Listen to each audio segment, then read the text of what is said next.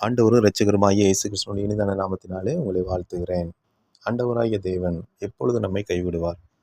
முதலாவது 1 நாளாகமம் 28ஆம் அதிகாரம் 9ஆம் வசனத்தின் பின்பகுதியை விதமாய் சொல்லுகிறது. நீ அவரை தேடினால் உனக்கு தென்படுவார், நீ அவரை விட்டுவிட்டால் அவர் உன்னை என்றைக்கும் கைவிடுவார்.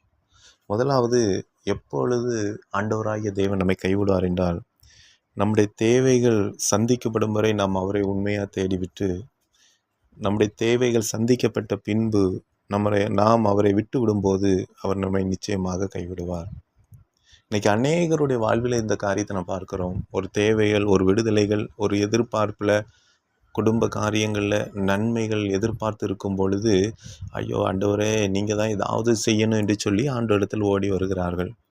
ஆனால் ஒரு குறிப்பிட்ட காலத்தில் ஆண்டவர் அந்த நன்மையை கொடுத்த பின்பு, அவர்கள் அந்த நன்மையை பெற்றுக்கொண்ட பின்பு மறுபடியும் ஆண்டவருக்கு நேரத்தை அதே போல் பழைய நாட்களில் கொடுத்தது போல நேரத்தை கொடுப்பதற்கு அவர்கள் அநேக நேரம் தடை சொல்லுகிறார். காரணம், எனக்கு நேரமே இல்லை, எனக்கு அங்கே ஒர்க் இருந்தது, இது இங்கே வேலை இருந்தது. வேலைக்காக ஆண்டு சமூகத்தில் வராங்க. வேலை கிடைச்ச உடனே எனக்கு வேலை போகிறதுக்கு தான் டைம் இருக்குது, ஆண்டவர் கொடுக்கறதுக்கே எனக்கு நேரம் இல்லை என்று சொல்லி இன்றைக்கி அநேகர் தேவனை தன்னுடைய தேவைக்காக தேடிவிட்டு தேவை முடிந்த உடனே ஆண்டவர் விட்டு விலகி சென்று விடுகிறார்கள்.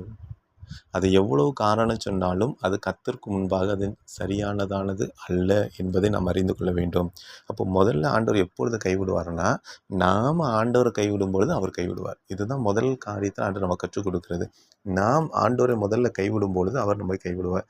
அப்போ நான் ஆண்டவரை கைவிட்டுட்டேன், அதே அந்த காரியத்தை நிமித்தம் ஆண்டவர் என்னை கைவிட்டுட்டார் என்றால் நாம் எப்படி நடப்போம் என்று சொன்னால், சங்கீதம் 81ஆம் சங்கீதத்தில் 11-12 வசனங்களை நாம் பார்க்க முடியும். 81 11-12 என் ஜனமோ என் சத்தத்துக்கு செவி கொடுக்கவில்லை, இஸ்ரவேல் என்னை விரும்பவில்லை, ஆகையால் அவர்களை அவர்கள் இருதயத்தின் கடினத்திற்கு விட்டுவிட்டேன், தங்கள் யோசனையின்படியே நடந்தார்கள்.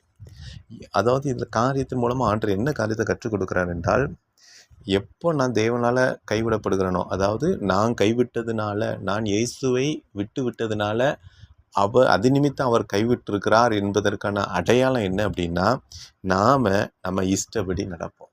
நம்முடைய இஷ்டப்படி தேவனை கூட தேடுறது நம்ம இஷ்டப்படி தான் இருக்கும். ஆண்டவர் சொல்லுகிறார், வேத வசனம் என்ன சொல்லுகிறோ அதன்படி தான் ஆண்டவரை தேடணும். அவர் எப்படி செய்ய சொல்லுகிறார் அதான் சொல்லணும். பிதாவின் சித்தத்தின்படி செய்கிறவனே அப்படின்னு தான் ஆண்டவர் சொல்லுகிறார்.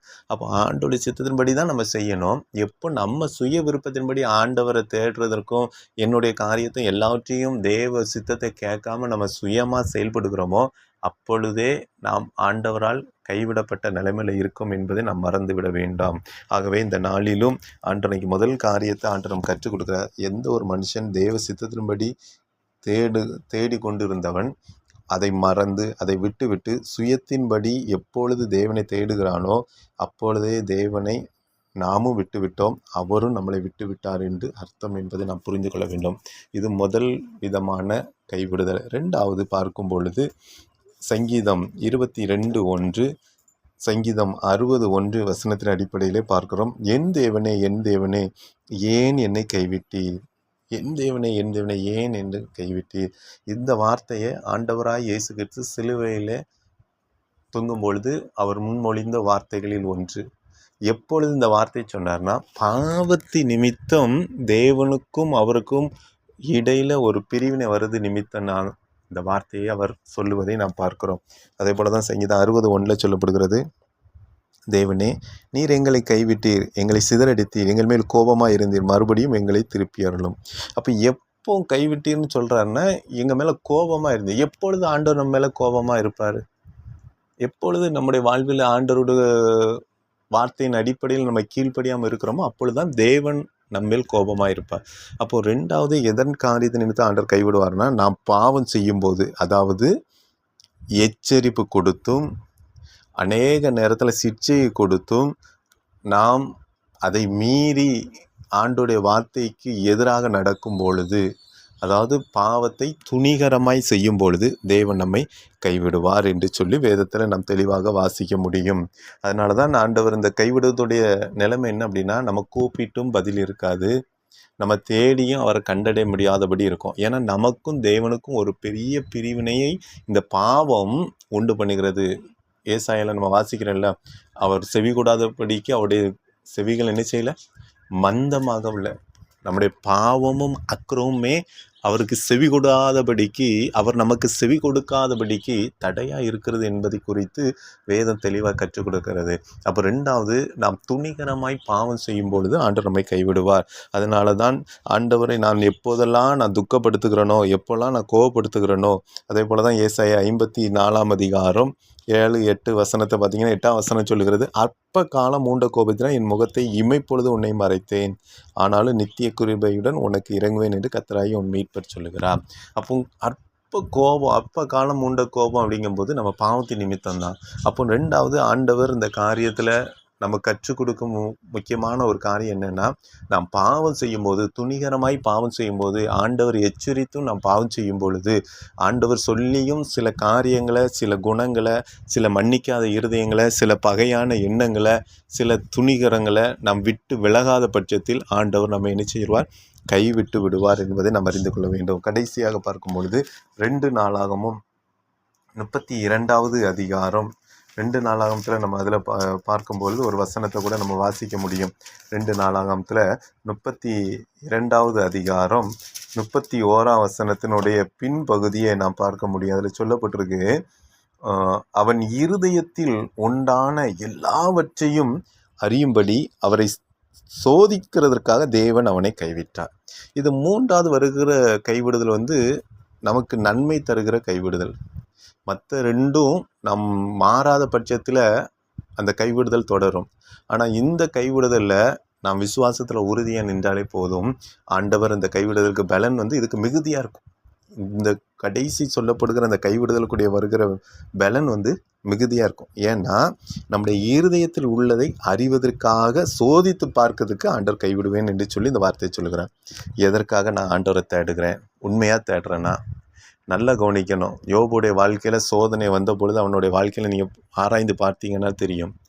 அவன் வாழ்க்கையில் நடக்கும்போதெல்லாம் என்ன நினச்சான்னா, தன் வாழ்க்கையில் நடக்கிற பிரச்சனையெல்லாம் என் வாழ்க்கையில் எல்லாமே தடை தான், என் வாழ்க்கையில் நினைச்சது மாற்றமே கிடையாது, எல்லாம் என் வாழ்க்கையில் தடையாகி கொண்டே இருக்கிறது என்று சொல்லி. ஆனால் இந்த இடத்துல வசனத்தில் நம்ம வாசிக்கும் பொழுது, யோபு 42:2ஆம் வசனத்தில் பார்க்கும்போது, தேவரீர் சகலத்தையும் செய்ய வல்லவர், நீ செய்ய நினைத்தது தடைபடாது. அப்போ நீர் செய்ய நினைத்தது தடைபடாதுன்னு எந்த காரியத்தில் அவன் உணர்ந்து சொன்னதுனானா, நம் வாழ்க்கையில் சில போராட்டங்கள், சில பிரச்சனைகள்னால வரக்கூடிய நன்மை காலதாமதமாகலாம், ஆனால் தடைபடாது என்பதை அறிந்தான். காலதாமதமாகும், ஆனால் தடைபடாது. இன்றைக்கி நம்முடைய வாழ்க்கையிலும் சில நேரங்களில் சில பிரச்சனைகள், சில மாற்றம் இல்லாமல் இருக்குமானால், சில நன்மைகள் கிடைக்காமல் இருக்குமானால், என் வாழ்க்கையில் எல்லாமே தடையாக இருக்குதுன்னு நினைக்கிறீங்களா? அன்று சொல்லாத, தடை இல்லைப்பா, உன் வாழ்க்கையில் காலதாமதம் ஆகலாமே தவிர ஒருபோதும் தடையாகாது. நீ விசுவாசத்தில் உறுதியாக இருங்கிறத இன்றைக்கி ஆண்டவர் கற்றுக் கொடுக்குறார். அப்போ நம்முடைய இருதயத்தில் உள்ளதை அறிந்து கொள்வதற்கு, நான் இயேசுவை உண்மையாக தேடுகிறேன்னா, ஆண்டவர் மட்டும்தான் தேடுறேன்னா, இல்லை ஆண்டவரிடத்தில் தேடி வந்திருக்கிறேன்னா, உலக நன்மைக்காக தான் தேடுகிறேனா என்பதை சோதித்து பார்க்கும்போது தான் தெரியும். அதனால் உங்களுடைய விசுவாசத்தை நீங்கள் விட்டு விடாதீர்களாகவே இந்த நாளில் ஆண்டவர் கற்றுக் கொடுத்தபடி நாம் ஆண்டவர் சமூகத்தில் நம்ம கீழ்ப்படிந்து நடப்போம். ஆண்டவர் எந்தெந்த சூழ்நிலையில் நம்ம கைவிடுவார், அதற்கு நம்ம என்ன செய்யணுங்கிறதையும் கற்றுக் கொடுத்துறோம். முதலாவது கைவிடுதல், நாம் நம்முடைய சுய தேடுதலை விட்டு, சுயமாய் நடக்கிறதை விட்டு தேவ சித்தத்துக்கு ஒப்பு கொடுப்போம். ரெண்டாவது, நம்ம பாவத்து நிமித்தம் வர்ற கைவிடுதல், அதற்கு நாம் என்ன செய்யணும், நம்ம பாவத்தை விட்டு ஆண்டவர் சமூகத்தில் கிட்டி இளையகுமாரனை போல நம்ம ஆண்டவர் சமூகத்தில் வரணும். மூன்றாவது, நம்முடைய உள்ளத்தை சோதிப்பதற்காக தான். நீங்கள் இருக்கிற விசுவாசத்தில் உறுதியாக இருங்க. கர்த்தர் ஒருபோதும் கைவிடாதபடிக்கு வேத வசனம் சொல்லுகிற பிரகாரம், நான் உன்னை விட்டு விலகுவதும் இல்லை, உன்னை கைவிடுவதும் இல்லை சொன்ன தேவன், அவர் நம்மோடு கூட சொன்ன வார்த்தையின்படி நடத்தி கொடுப்பார். கர்த்தர் இந்த வார்த்தைகளை ஆசீர்வதிப்பாராக. ஆமென். அல்லேலூயா.